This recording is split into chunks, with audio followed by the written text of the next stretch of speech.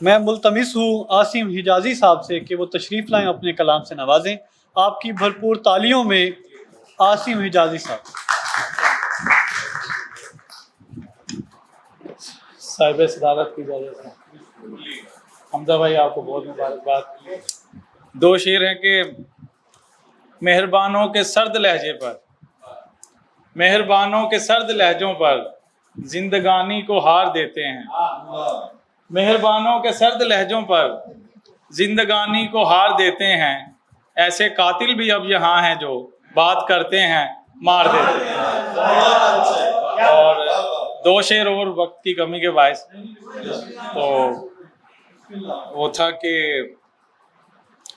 खाक छानी है जा बजा हमने, खाक छानी है जा बजा हमने, थक के टूटे तो घर चले आए।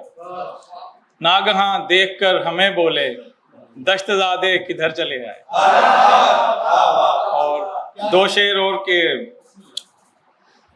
क्या खबर थी कि तेरे अहद मोहब्बत ने भी, क्या खबर थी कि तेरे अहद मोहब्बत ने भी सूखे पत्ते की तरह शाख से झड़ जाना था।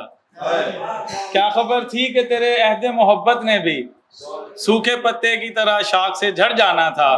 तूने उस घर के लिए ख्वाब बुने थे आसिम, जिसकी तकदीर में लिखा ही उजड़ जाना था। बहुत